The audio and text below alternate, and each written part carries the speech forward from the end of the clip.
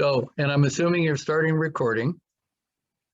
So here we are with the basic WinLink Express window.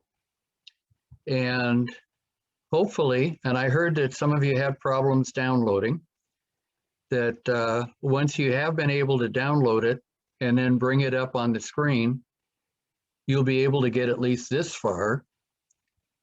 And then you will need to go into settings, which I'm trying to go into now. WinLink Express set up, and now you'll see Terry settings. Her name, well, her call sign, her password, a password recovery email, in case you ever have a problem and you need to get that password back again. Like Sylvia, this should be your problem on this one. You should be able to request the password sent to your recovery email, and that should then send you an update, which will be a temporary password that you would enter and then correct with your new password. And that should be able to get you back online. And then it will nag at you that it runs a grid square. And the grid square is roughly a 1 kilometer location someplace in the world. And I included in the instructions that I sent out how to find the grid square for your latitude and longitude. And you just put that in and it will give you a grid square. For most of you, it will be CN, like in Charlie, November, 8, probably a number 84, 85, 86, and then 2 more letters. The EOC is Charlie, November, 86, Alpha, Charlie, and that's a 1 kilometer grid square. Unfortunately, it knows that you're somewhere in that square, but it doesn't know where, and so it puts you in the center of it.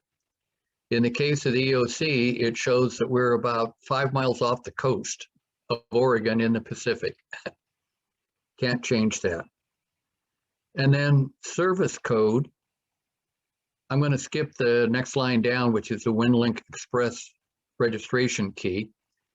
And then service code, for most of you can just put in public, and that will show you where the messaging sites are, and that will give you access.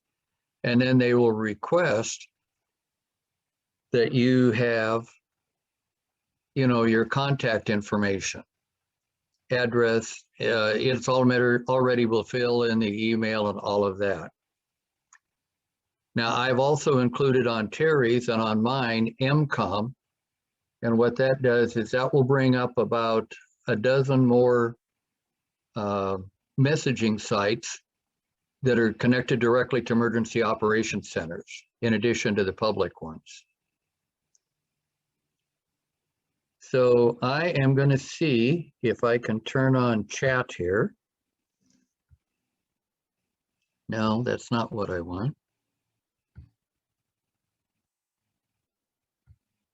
And then if anybody has any questions, well, I don't know if you want to unmute or if you want to do a chat for me. But unfortunately, I'm not seeing chat on this screen.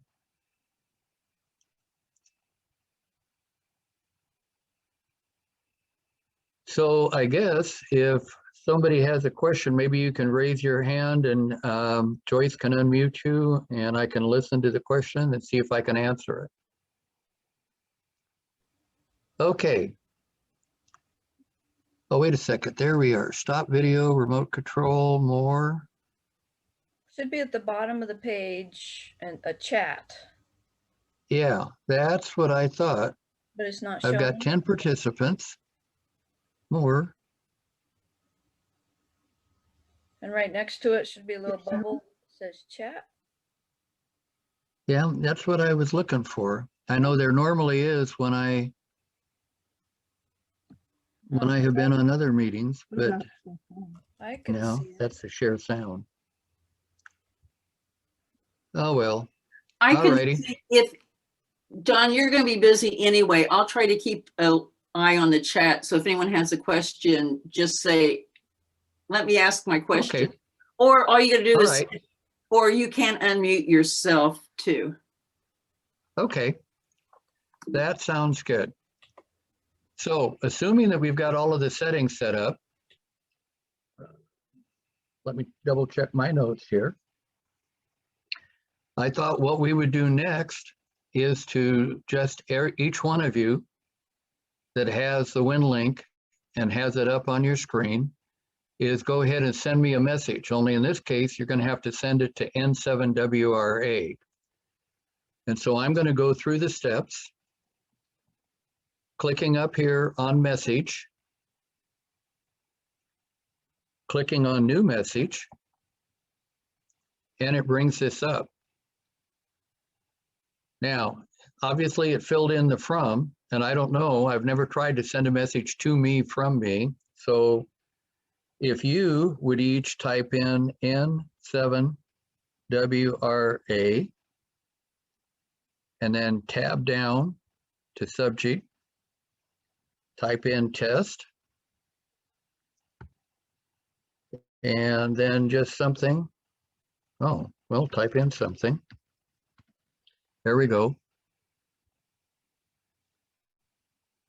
And now, everybody with me so far?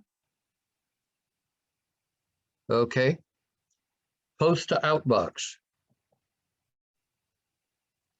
Now, if you look over here at the system folders on the left-hand side, you should see an Outbox. There's a number 1.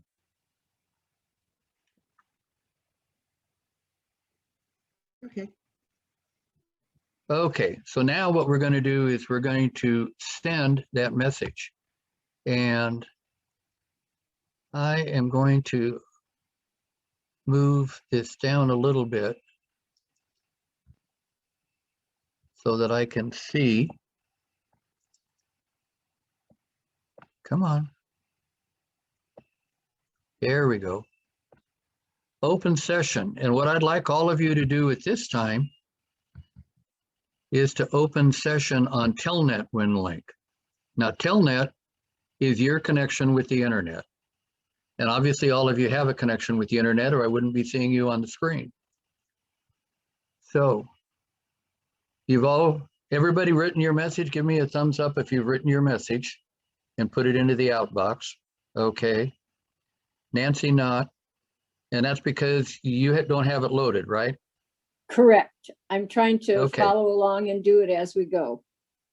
Okay. I don't So see- assuming that everybody else No. has your message written and No, a wait a message minute. sitting in the outbox, Pat, go ahead.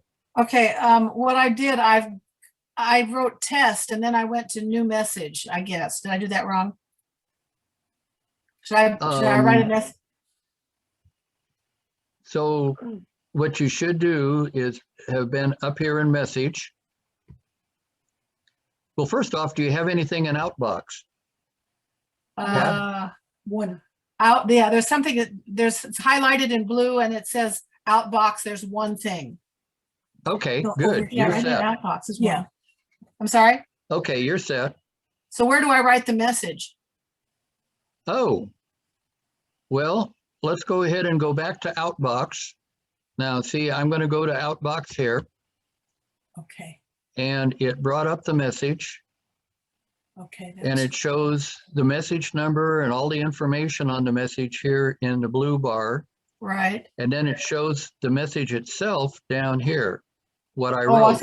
I see down here. I didn't write anything down there, so I just need to write a message there. That's where you would normally write something, right? That is correct. So. And notice that just like any other email, because that's all this is just email. There's also over here in the system folders, one for drafts. So if you start something and then want to stop, go get a cup of coffee, come back and finish up the message, you can put it into draft just like you could in a regular old email.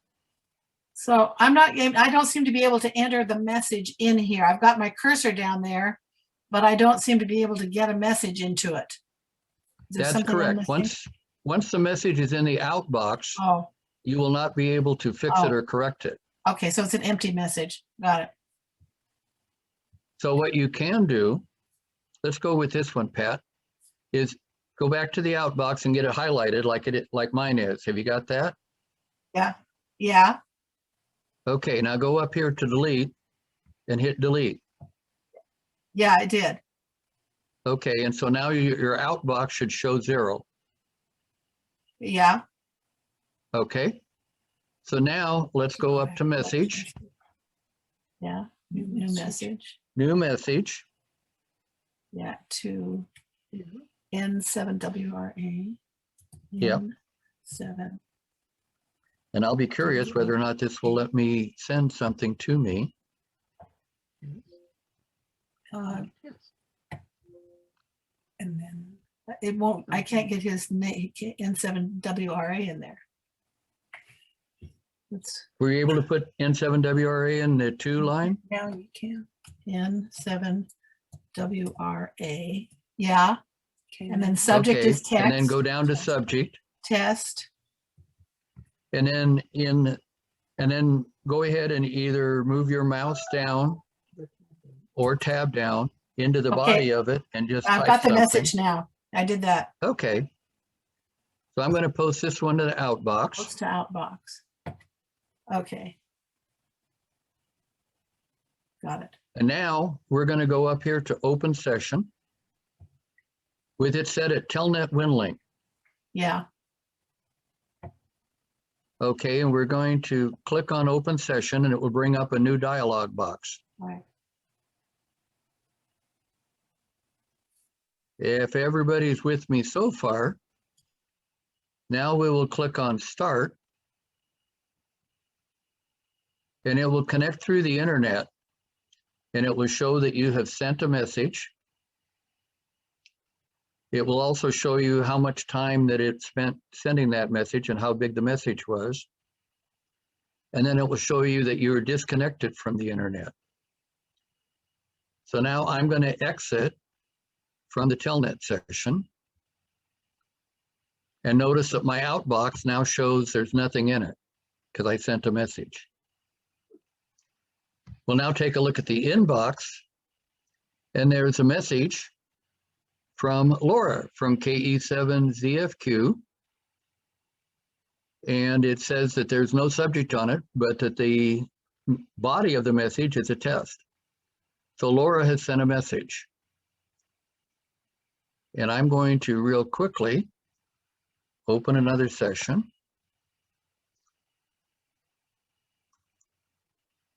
Start again.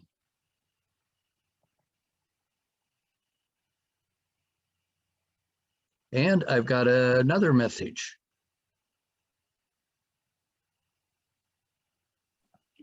When the Now, time instead is of right, excuse me, this is Nancy. KG7, okay. I have a question. This Yes, is Nancy. Have you Uh-huh. ever encountered the fact that I'm trying to download the program and it says that it cannot be placed on an Apple product? Do you know if it's compatible with Apple? yes. Okay, that's probably something, it was one of those things that was so obvious, I never brought it up. Pat, go ahead. You I a had question. that issue. Okay, Okay. and there's Nancy? a really, Oh, Mhm. and there's a really good reason for that. This program was written and maintained by volunteers. And they wrote it to run on Microsoft Windows. Sure. So there is no Android or Kindle or Apple version of it out there. For Apple or Linux or any of the other versions, what you need to do is to load a program that's called Wine, I believe it is, that allows you to run Microsoft Windows on your Apple or Android product. And then Could you say should the be name of able the to do it. product? Excuse I me. believe it's called Wine, W-I-N-E. Okay, thank you. Just like it sounds. Yeah, just look for something that will convert Microsoft programs to Apple. Go ahead, Pat. okay, I ran into the same problem. Can you hear me? Yes, Okay. I have nothing but Apple in my house. And when I first tried to set this up, I found out that my current Apple main computer would not upgrade far enough in order to even put add this program to it. And the more I read about that wine program, they called it a workaround apparently. And Yes. there were some things that it couldn't, I'm sorry. Yes, that's correct. It's a workaround. There were some things that it just could or couldn't do. So I went to Costco and got a laptop. So now I have a PC Okay. in my house because I found out there were some other things that I couldn't run on my old Mac, like Oregon State University Master Gardener programs. I couldn't run on my Yep. Mac either. So I have I have a computer now specifically for WinLink and my Master Gardener programs. Well, Outstanding. that's a workaround. Yeah. Yeah. And also Thank you. for Pat's benefit, she sent me the information on ordering the Signal Link and all of the information on it, and set the fact that she has 3 different radios. She has a Yaesu, a Kenwood, and Wilkson. Is that correct, Pat? Yes, that's right. Okay. And I told her that because of the internal wiring for any of these things, she would need 3 different Signal Link USBs and 3 different cables in order to make all of those radios work. Well, Pat, if it will make you feel any better, there is a cable and a Signal Link dedicated to Terry's Bofang. I have a different Signal Link and cable dedicated to my Yaesu, which was what I've got downstairs in order to do this demonstration that's not working. And then a different Signal Link and cable for the ICOM 706 in my van. And then at home, a real home, not this one, I have a Cantronics Cam 1. So yeah, that's the way the system works. You just have to get what you can do. I ordered it for the Kenwood base station, and they said they're out about 2 weeks before they'll be able to deliver it. But I just got the one. I just decided not to bother with the handhelds, but use it on the base station in my main operating area. Sounds And like a that's, bad thing. yeah, and that's really the best idea, because with the base station and a base station antenna, or even a portable or magnet mount antenna, you're going to be able to reach out.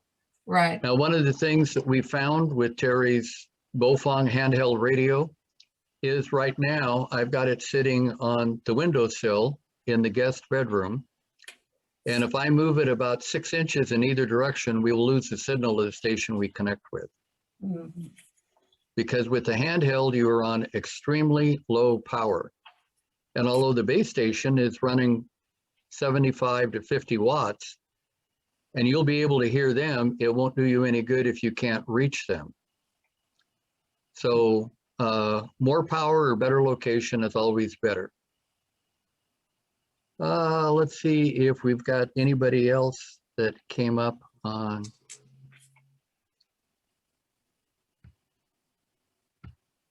Messaging. We're going to check one more here.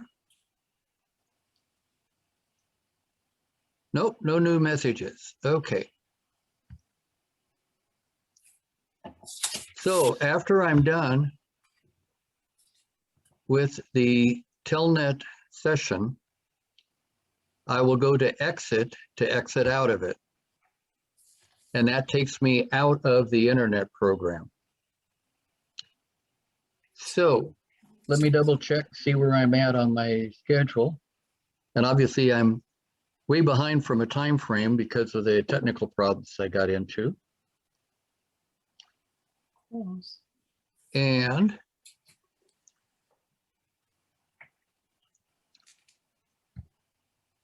I will open up a packet WinLink session, which is what most of you will be doing. This is where you need the radio. Okay, where did you exit from your other one? Up there? There is a, oh, wait a second. Yeah, that's a good question. Let me see if I can bring that back up.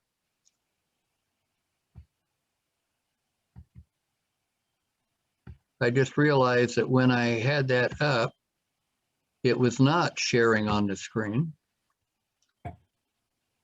Oops.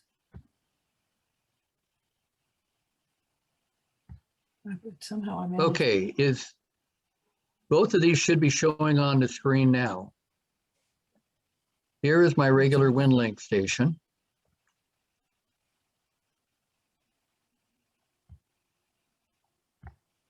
And here is the Telnet session.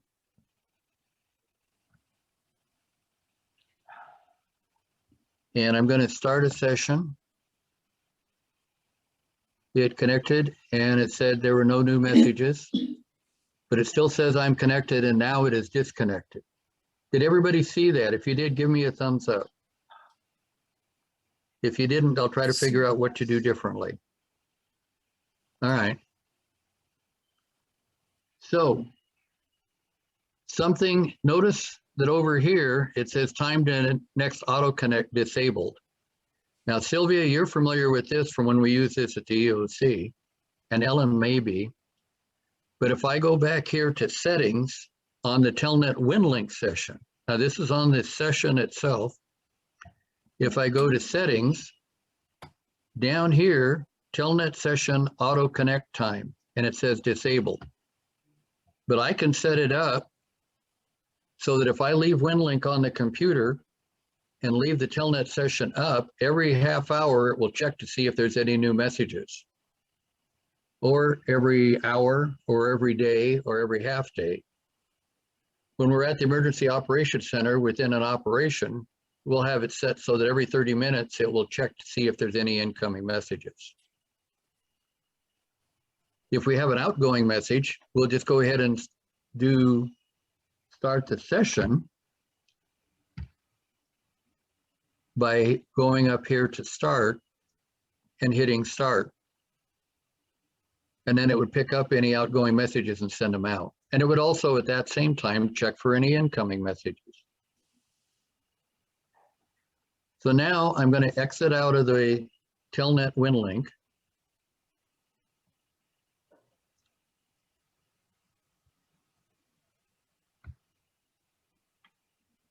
And I'm going to try to figure out how to get back into share.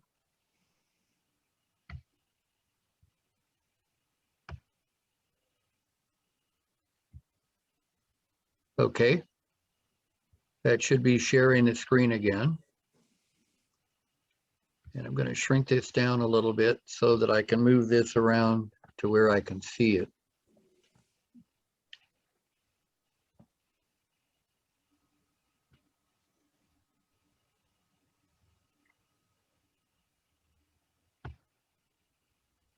So now on this screen, we go here to open session, only instead of open session Telnet, we're going to use the pull down,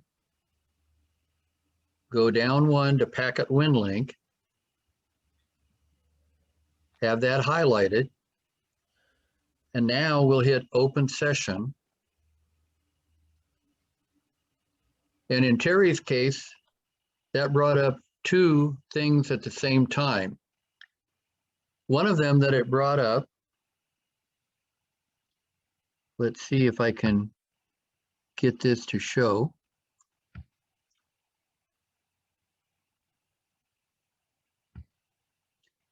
Is this sound modem program.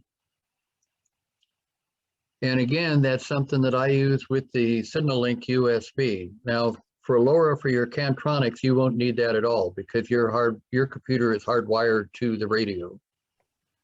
So this is just something that you would use with the SignalLink or any other TNC, terminal node connector, that uses a sound card. You would need some kind of a sound modem program. And what this does is that it takes the digital ones and zeros, turns them into audio, just like it used to on the old telephone modem, which then, when you key the transmitter, sends it out over the air. When the station at the other end sends something back to you, it does the reverse. It picks it up on your radio as an audio tone, goes into the terminal node connector or modem that turns it back into ones and zeros and sends it to your computer. And that's how it shows up. So now I am going to see if I can shrink this down a little bit.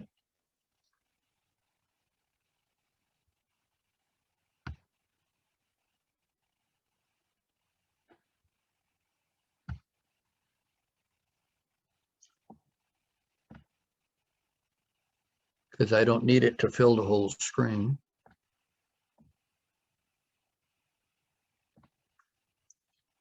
And now,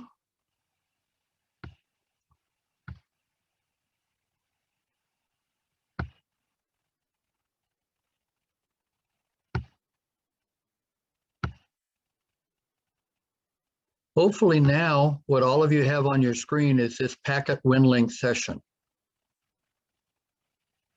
And this is the session that you will actually use through the sound modem, through the radio, to connect with the station at the distant end. And then once you're connected, we'll come back to you. Now here, the first thing we'll need to do is to set it up. So I'm going to go to settings, which I realize won't show on the screen until I do this.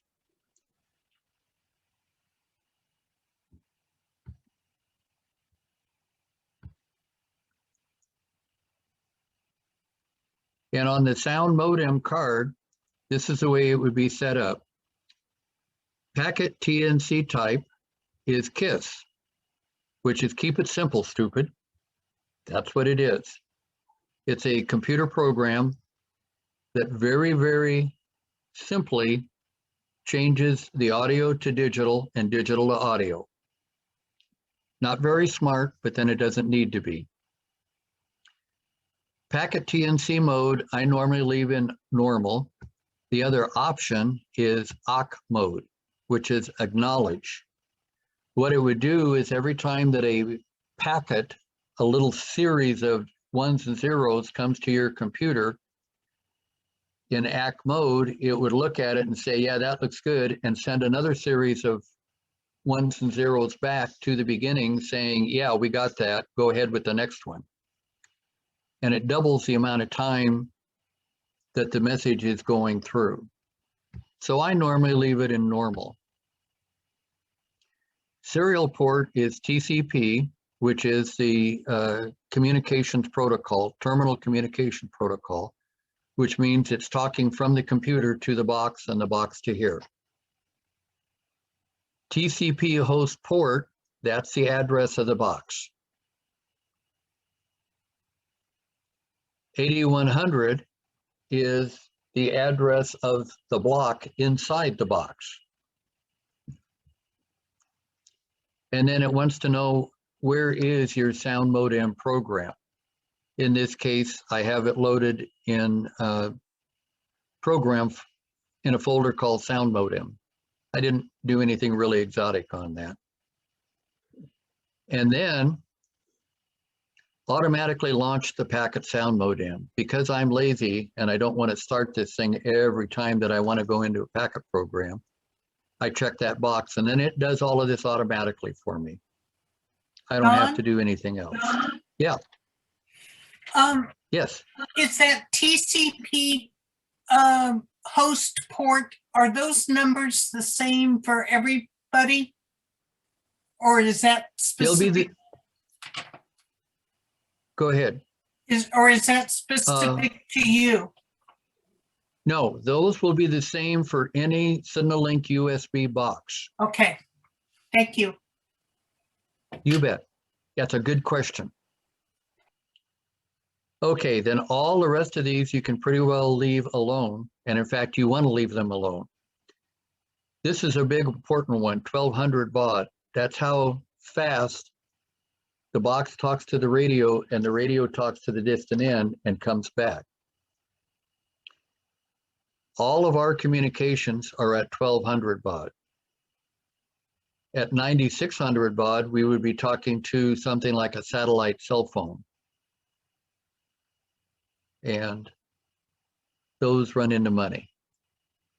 Okay, everybody with me so far? Give me a thumbs up if you're with me so far, or go ahead and ask a question if you got a question. Good. Okay, I am going to quit sharing this screen.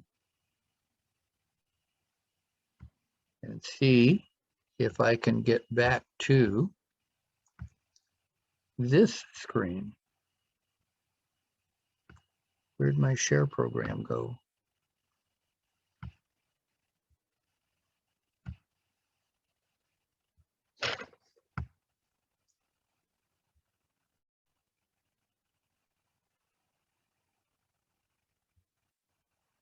Let's make sure that, yep, that's the one I want. Okay.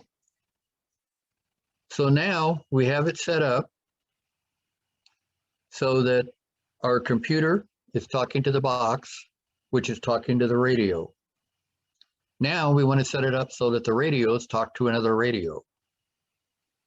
And for that, we take a look at channel selection. I'm going to select it. And it shows a list of 10 or 15 stations that are fairly close. Now, my list will be different than yours because Terry's over here in Redmond, Oregon, and all of you are back in God's country. Amen to that. So, how does it know which ones are close to you? Because you entered your grid square back in the original setup.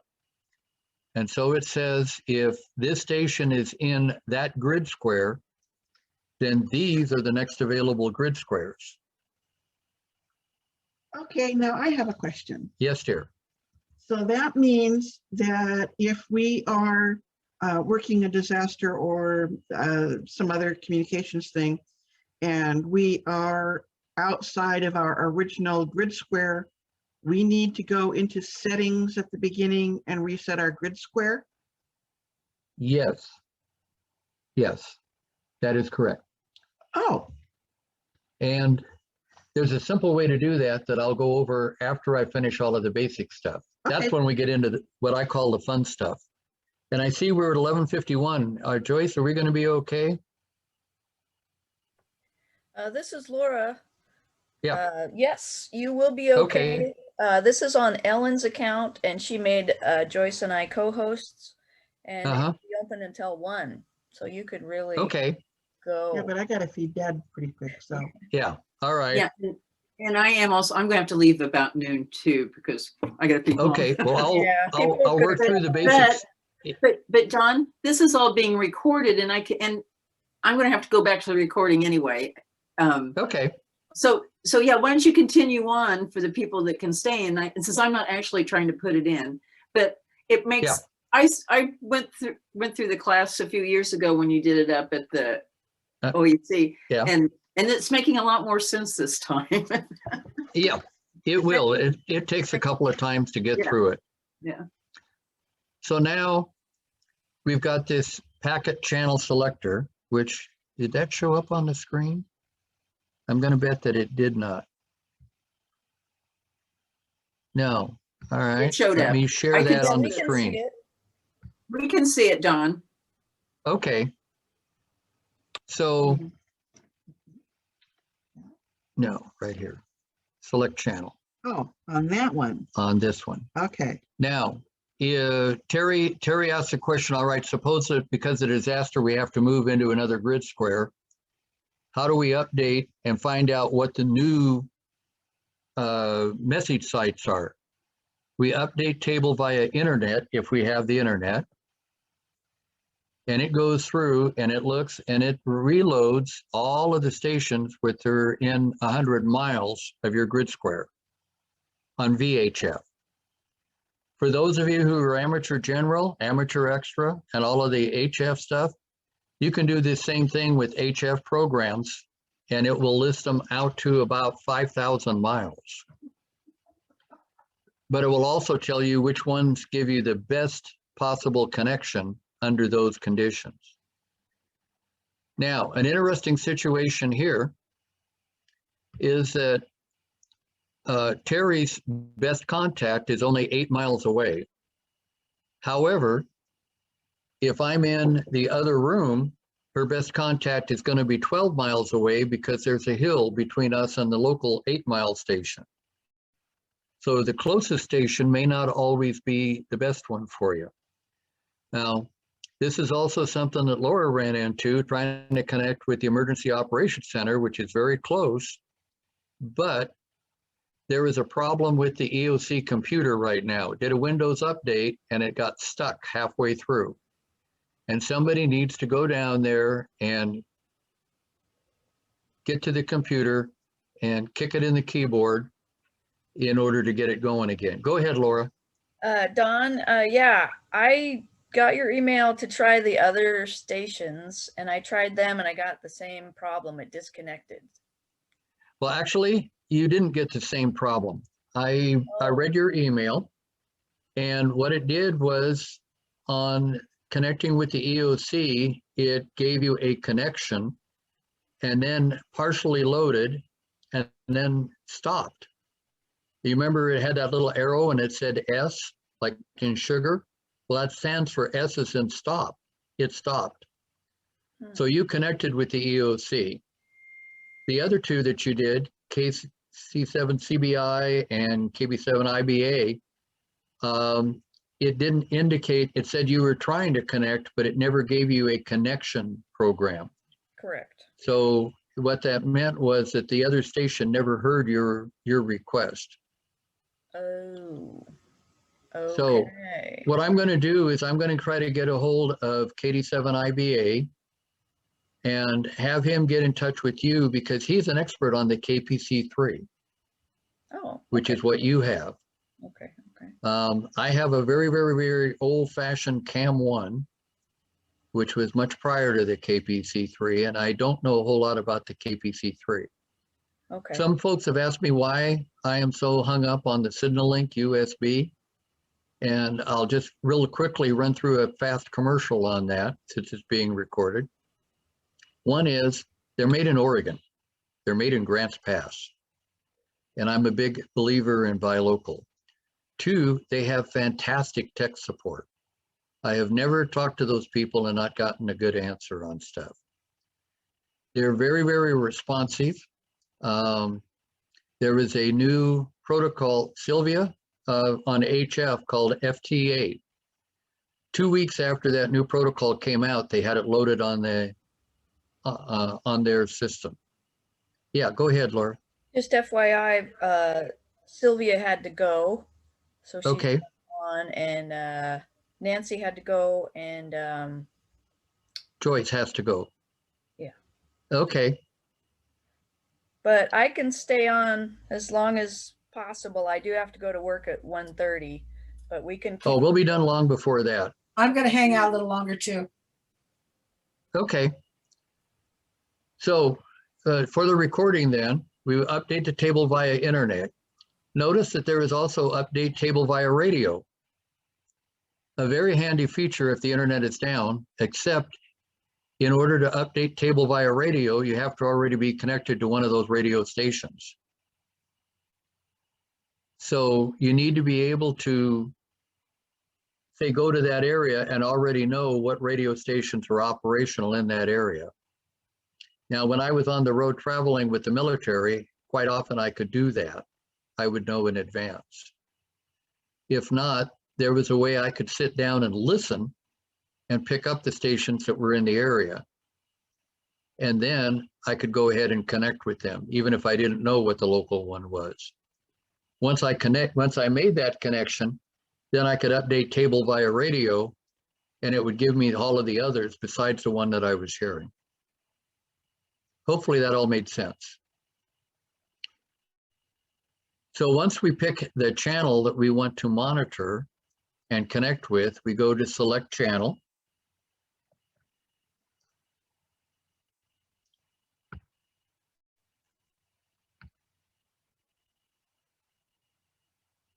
And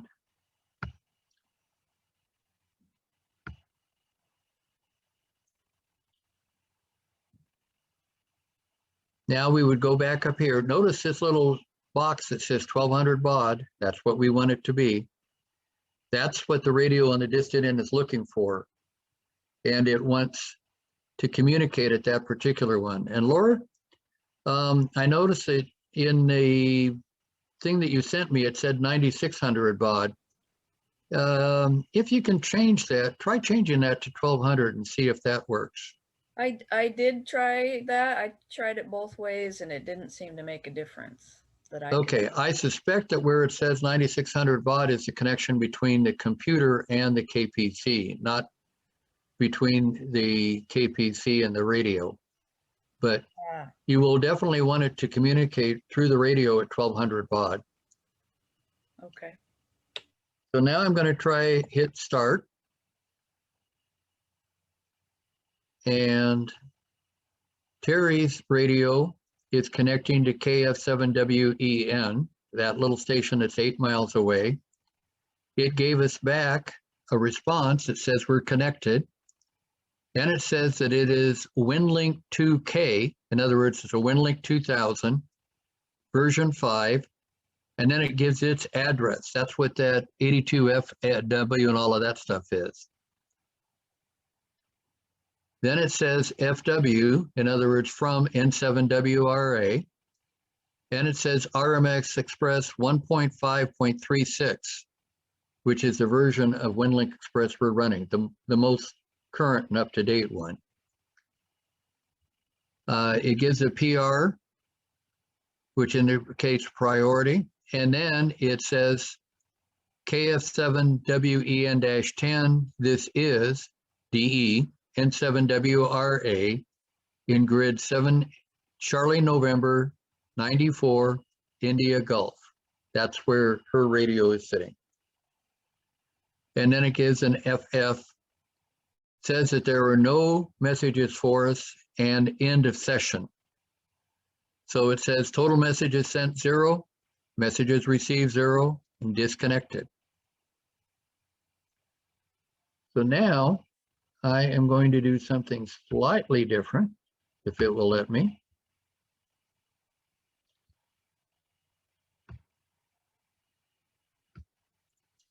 I am going to take 2 messages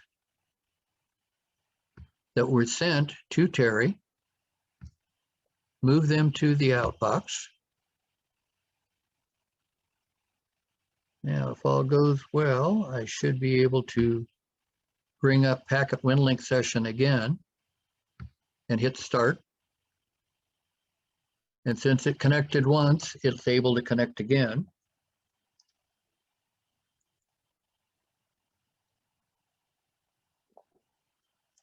Hopefully you're seeing all of this on your screen.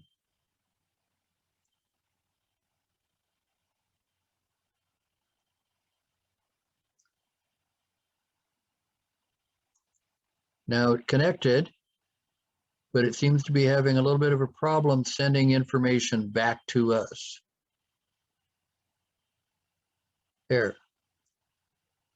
Okay, so it read Terry's box and it says, Terry, you have 2 messages to put into the system.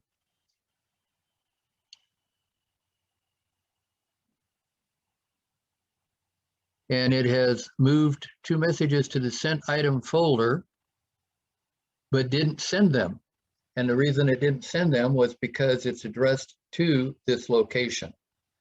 If I had created another message to say send to WA7TEM, it would have indicated messages sent 1.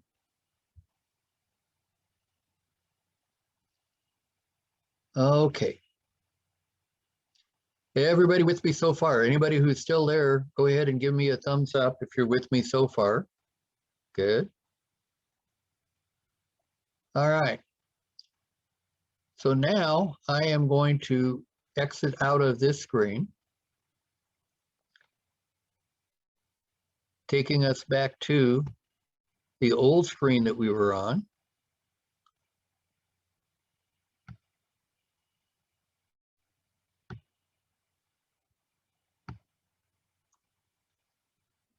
And now I'm going to show some of the fun stuff.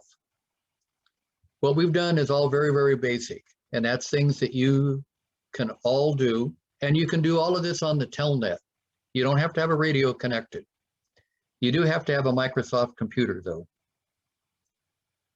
So I am going to go and create a message here.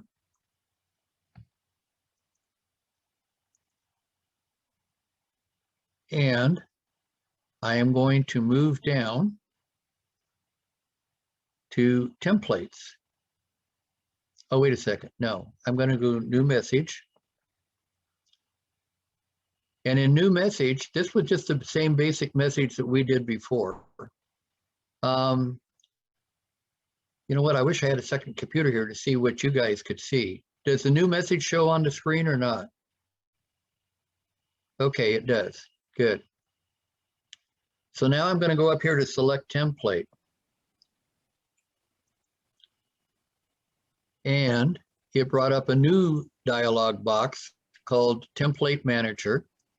And it has standard templates, global templates, and N7WRA templates. I'm going to click on the little plus, and all of you guys can do this when you've got yours set up. And it will give you a whole bunch of different types of forms. There are American Red Cross forms, ARC forms, California state forms, Canadian forms, medical assistance, FEMA, general medical, Hawaii state, HICS, International Radio Union, ICS forms. There's our old friend, the ICS 213, standard message form. It's right there and available. And all you would have to do is to fill in the blanks. You don't have to create the form from scratch. Oregon state forms. These are the ones that we use quite a bit at the Emergency Operations Center. Activation, deactivation, declaration of emergency. That's what we did in the 2007 storm, only they hadn't formed this yet. So Frank Van Winkle and Joe Johnson and I had to create the form and then send it to Salem. And when they got it and they figured out what to do with it, they had the governor sign it and send it back to us. And then we could get all of the county, state, and federal support that was available to us, which at that particular point was the Coast Guard and Camp Rylea. And that was all we had, but that was enough.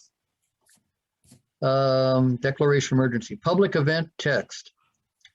So when we do a public event like Hood to Coast, although I treat it like a disaster because it is, or the Great Columbia Crossing, or the 4th of July down at Seaside, that's a public event text. And we can fill out that form and that goes to Oregon, and Tiffany or Clatsop Emergency Management receive credit for the information that's in that form, which is basically the number of volunteers that participated in it, the number of hours that those volunteers participated, and how much they saved Clatsop County by not having to pay to have people do that same thing. Oregon SITREP, a situation report. Every hour on the hour, we'll send a situation report to Oregon Emergency Management on what is going on during the disaster. What has improved, what has gotten worse, what has stayed the same. And then Oregon State RR text. In other words, Oregon State will send us a request. How are the roads in your area? We will send an RR, a response to that request. That says something like roads are paved with a yellow stripe down the middle. Whatever it is that they're looking for, we'll send them back that information. Go ahead, Laura. Rita is asking in the chat box, do these forms automatically load? Yes, in fact, we're going to go ahead and load one here in just a minute. And every time that you sign on to WinLink, you will probably get a message updating forms. Do you want to update now? And you always answer that yes. And that's because certain places will be updating their forms on a regular basis. FEMA forms, I haven't seen updated for over a year. California seems to have nothing better to do than to write new forms. But I won't go there. Continuing on down the list, Oregon State forms. Radiogram and RRI format. A radiogram is the Amateur Radio Relay League radiogram. Same format that they have been using since 1933, based on a Western Union telegram that's been in use since the 1860s. And of course, they have a request for response of information form also. SHARES, which is the Federal Combined Highway Department, FBI, FEMA, National Guard, military combined. They have their own forms. For Rita and Ernie, I think you guys are still in Texas, or maybe you're back in California. Anyhow, here's all of the Texas state forms, and there's only one. U.S. Geodetic Survey. These are the folks, well, in English and in Spanish, will want you to report you felt a shake. How bad was it? Where are you? All of that information. You can fill that out, and even if the internet is down, send it by WinLink through the HF radio system or the VHF radio system. And U.S. Geodetic Survey in Seattle or Montana or someplace else that still exists will get it. Oops, Texas Geodetic Survey, Washington State. Washington has their own 213. They don't like the ICS 213.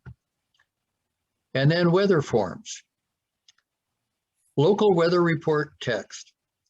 This is a really neat way of not dropping off the system like Sylvia did. Every month or so, maybe every week for some of you folks, send me a weather report of what's going on in Astoria. Believe it or not, I missed the rain. We haven't had it. Yeah, it is so nice. It is strange to be over here and have a high temperature of 70 degrees followed by snow that night. And we've had that happen. You send a report out once a month to either myself or a group of us who do send weather reports on a regular basis. And it keeps your call sign active so that you don't drop off. If you have a real weather station, it makes it real simple to fill out. If you don't, just fill in what you can. Now, Rita asked, how do we get the form up on the screen? So I've highlighted the weather report, and now I'm going to highlight select and press enter. And it will ask me how I want to use this. And did that show up on the screen, or do I need to share that one? Okay, it did not. All right, so I will do a new share.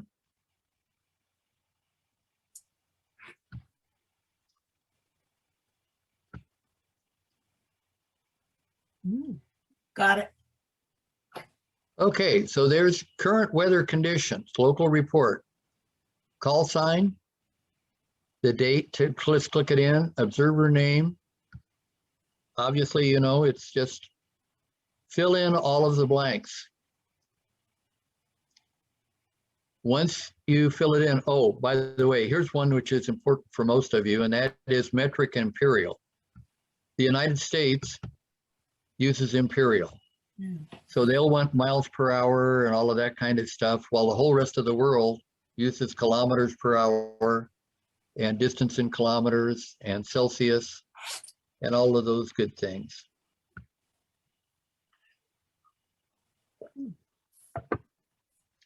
Now, once you fill it in,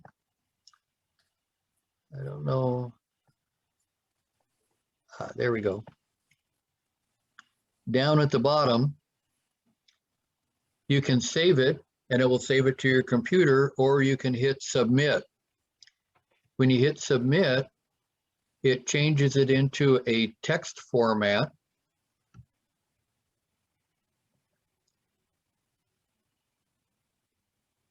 And puts it, hopefully,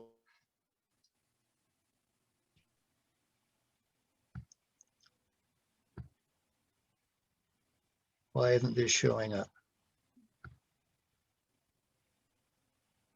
There was a required field up there they didn't fill out. It might have been because the thing was blank. And it Yeah. wanted you to put stuff in there, or, Yeah, it probably wanted me to go ahead and fill in a bunch of the information. I'm going to go ahead and share this. And what it would normally do is once you fill in all of that information and you hit submit, it would change it to a text message and automatically put it in the outbox. And then you would just go through all of that regular procedure for sending the message off.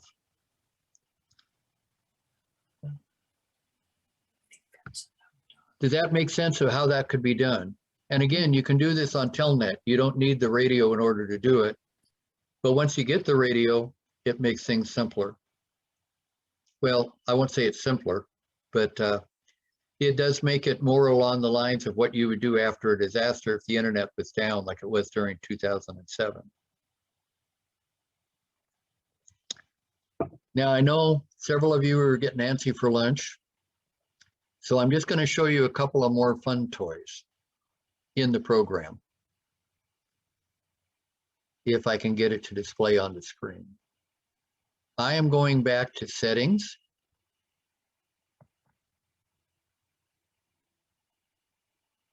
Now, did the new dialog box that I opened up show on the screen? Okay, good. So Terry says, oh no, you mean we have to, every time we move to a different location, get a new grid square? Yeah, but there is a box that's a GPS position report. Now, did that show on the screen? Or do I? Okay, good.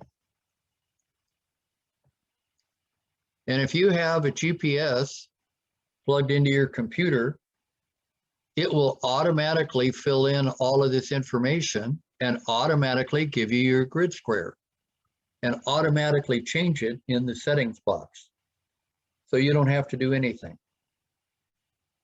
It also means that when you're in that new location, if you have internet, you can hit the update the table by internet and it will automatically update.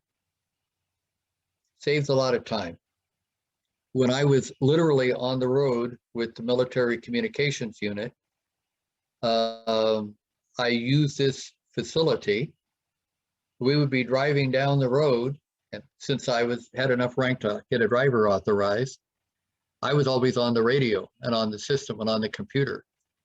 And while we were moving, I could update this and send messages back to one of our ham radio operators who was also in the military, who could forward the information to the military headquarters on the military system. Drove them absolutely insane that we were literally 100 miles down the road from Wyoming, in the middle of nowhere in Wyoming, getting traffic indicating where we were at. Drove them nuts. Okay, I'm going to close this one. What else can we do? Settings. WinLink catalog request. This is a real fun one. And this is a great one for when you're still playing on Telnet. Let's see if, did this new catalog thing show up on the screen? Okay, good. So you want to find out what the conditions are for Arctic ice? There you are.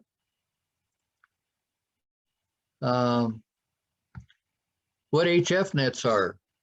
For those of you with high frequency capability and the authorization, you can click on this and you can download the latest list of maritime nets to find out where ham radio operators at sea are at and where they're checking in. Lightning, METAR.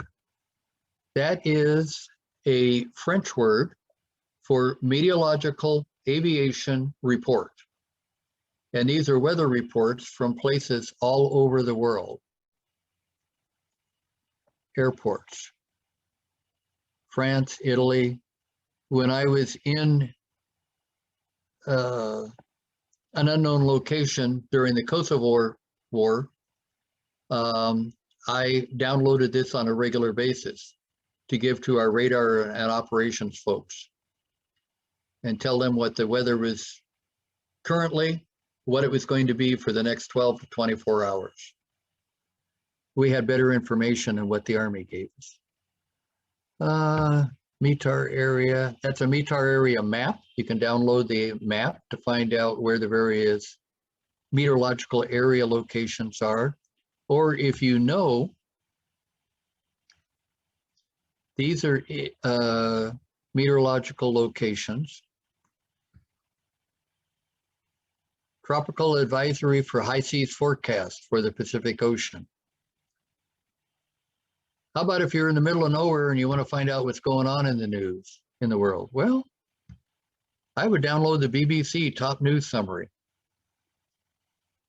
We're sitting in the middle of the Afghan desert, and I've got the latest information, sometimes even before we saw it on Armed Forces Network.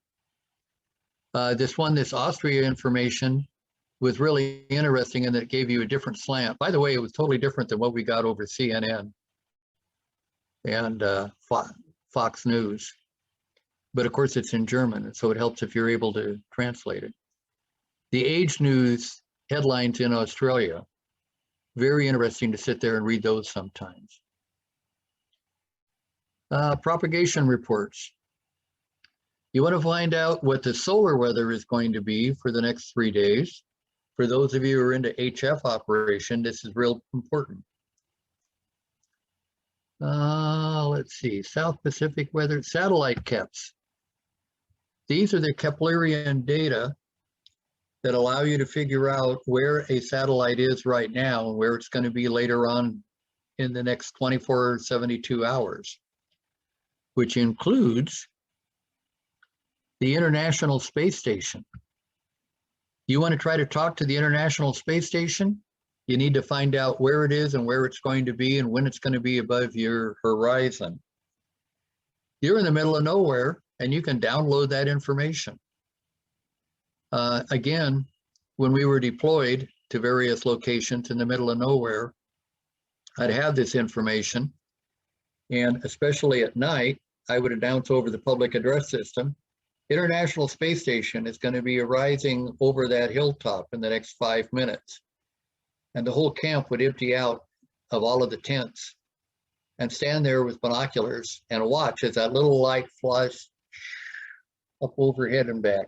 And they would think about the fact that there were 6 people on board that space station. It also was nice in that a lot of times I would have the ham radio out there and we would try to connect with the International Space Station and talk to them. They thought that was neat. There's also the ones for the amateur satellites, ham satellites that are not AMSAT, the ones from foreign countries. Keplerian elements for the weather satellites. That's real handy if you want to download some of the weather maps. But suppose you don't have the capability of downloading it from the satellite itself.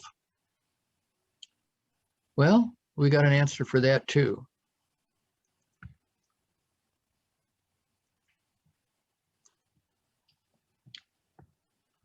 These are weather broadcasts that are broadcast 24 hours a day, 7 days a week. And right there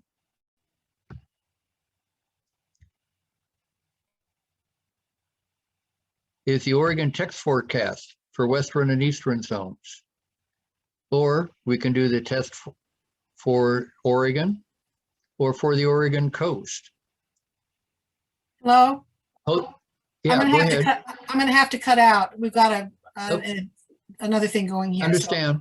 Thank you very much, Well, the Don. recorder's still running, so you'll be able Thank to play you. this back later. So you can, once you highlight it, post that request. Where'd you go?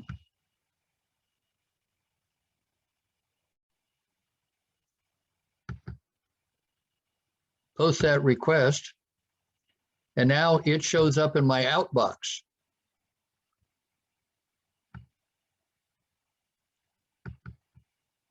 And if I connect,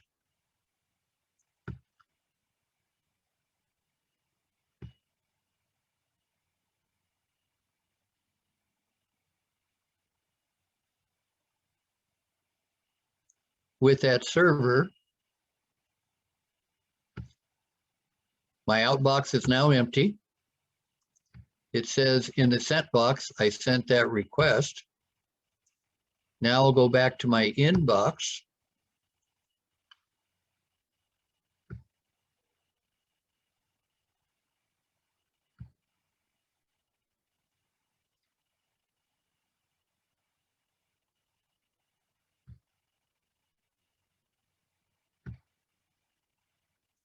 And it says that I have received the weather forecast for Oregon. Come on.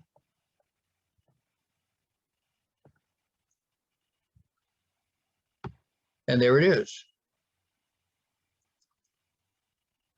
And I can print that out.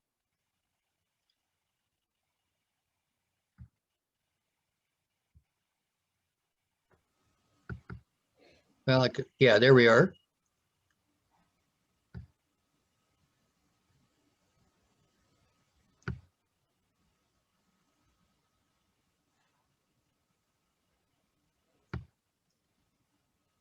And I now have a paper copy of the weather forecast, the same thing that you'll see on the noon news, right straight from the National Weather Service.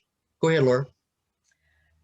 I just, well, a few days ago, the Calm Academy thing, and I listened to the Canadian on the ICS information, and he mentioned, and I can't remember if it was WinLink or something, but he was able to have up to date weather and wind forecasts, and he was at a fire, and he was able to tell that the wind direction was going to change in 1 hour.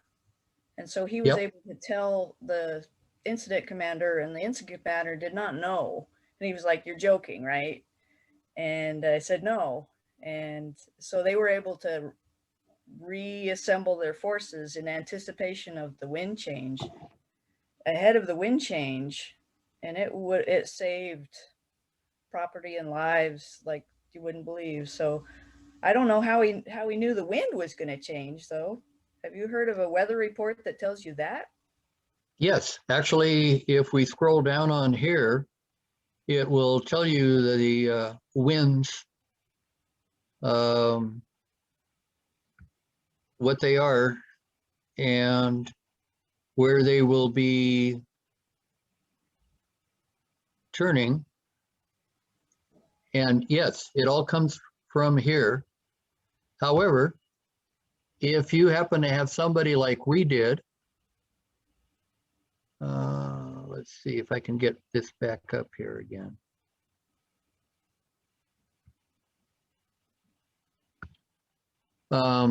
No, that's not what I want.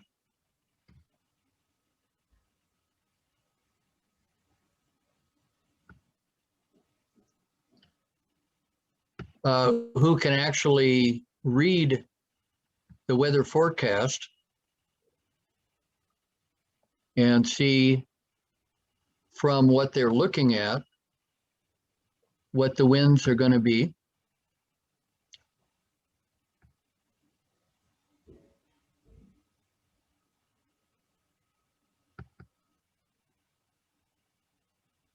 Okay, these are the NOAA weather satellite 2 line elements.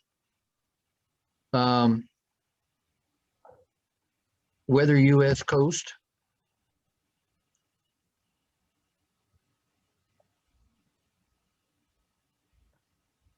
Here we are, the weather from Florence, Oregon to Point St. George, California.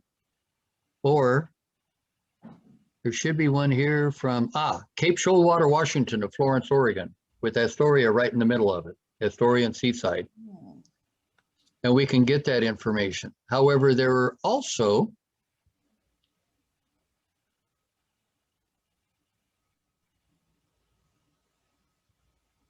here we are, satellite pics, satellite pictures.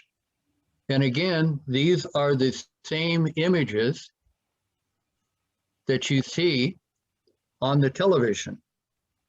Here is the GOES visible satellite image. Here is the infrared satellite image. the satellite image for the Northeast Pacific. Well, remember, if you consider the Central Pacific is Midway, Guam, that area, we are Northeast Pacific. And so we can actually download the satellite image, the same thing that you see the weather forecaster put up on the screen. Now they also have winds aloft and winds at ground level that they broadcast. And you can download all of those off of the WindLink, yes. And if you're sitting in the middle of nowhere, like I was quite often with the military, being able to connect by either HF or VHF with a server that could give me this information, and then I could post it, print it out and post it, or transfer it to the big screen in the command post where my intelligence sergeant could look at it and say, oh, that's what's happening. That's what's going to be. It was a big improvement over what we could get. Being in the middle of nowhere with no information available from other sources. So yeah, I suspect that that was how they were getting that information. During the 2007 storm, when we were totally cut off and had no internet, we were in constant WindLink and packet information, which National Weather Service in Portland, Oregon. They have a packet station, a WindLink station. And Joe Johnson, who used to be the manager of N7HAE, who used to be the manager for the airport weather station when they were active before they went automated. We would get that information in from Portland. He would sit there and read it and translate it into plain English for it. And when we had our command post briefings at the sheriff's office at 7 a.m. and 7 p.m., we could give them an updated weather information on what they were looking at and what was going to happen the next 12 to 24 hours. Nobody else could do that. That help? So this WindLink catalog in settings, WindLink catalog request is a real handy thing to have. Now underneath that is GRIB file request. And a GRIB is a graphic review broadcast. So is this map showing up on the screen? Okay, this is a map of the world. We can zoom in on it to any small section that we want and get the information on what is going on there as far as weather and predicted weather for the next 12 hours. And again, it's all based off of the satellite or internet, but if we're in the middle of nowhere and the internet is down, we could still get that information by HF and VHF.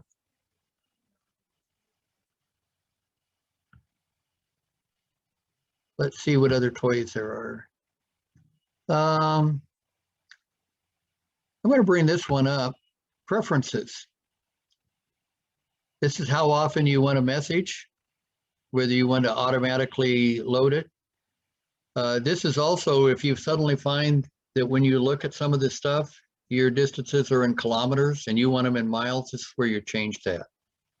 Personally, I prefer kilometers. I've been dealing with the metric system since I was about 12 years old.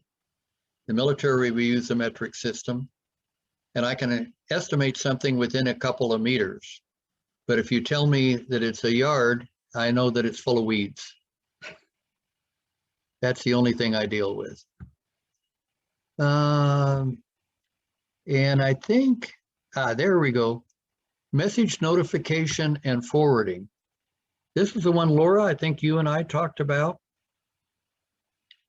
Bring this thing up and you can set an email address for your regular email to notify you when a message comes in on WindLink. Now, if you don't want to be bothered by every little picayune message that comes in telling you they've updated forms, you set it to only get priority or routine messages. And then you won't be bothered by all of those things of, hey, we updated the forms.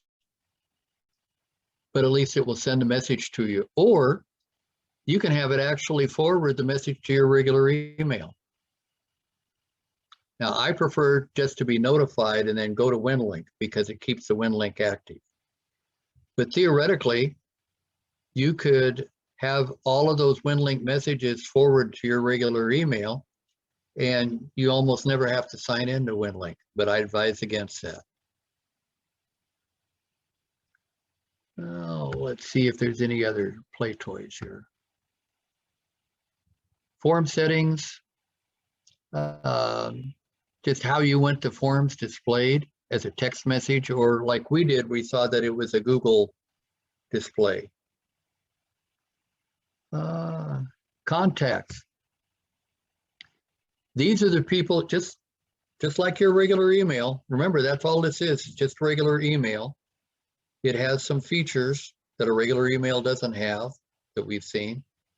But on the whole, it is just like your regular email, and you can put contacts in here, name, email address, notes about them. Ignore server, don't put anything in there. It will find them. If you want to put in somebody's name and their regular email address, remember that you can send a regular email from WinLink to that person. When they send it back, it will take a look and say, oh yeah, we've already had contact with this person on WinLink, and then it will send it back to the WinLink address.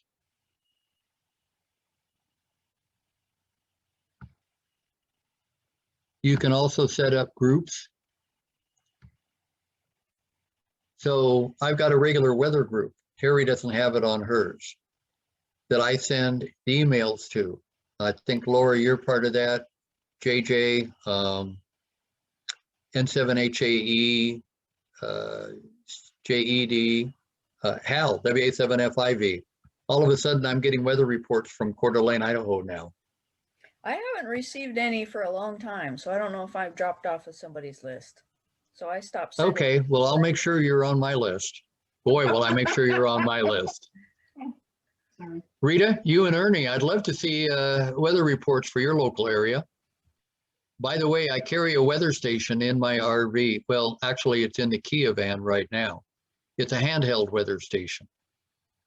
But so when I'm out in the middle of nowhere, which I was quite often, people asked me about, you know, what it was like being there in the military. And I said it was very intense. We ate in tents, we slept in tents, we worked in tents. It was very much intense. Let's see, what else is there here in fun toys? Yeah, we have a NOAA radio that occasionally we have to turn off because it just keeps going off and off and off. Uh-huh.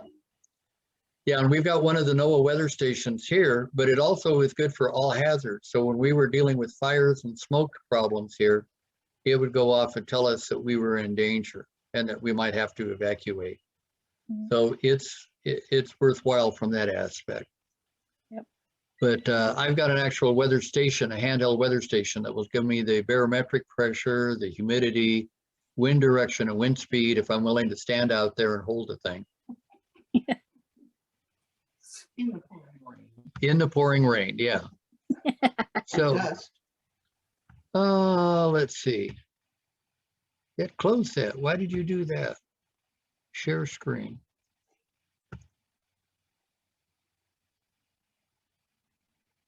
Oh, okay. Well, my WinLink station shut down. And I don't really know why, but it did. So maybe it's trying to tell me that this is a time for me to shut up.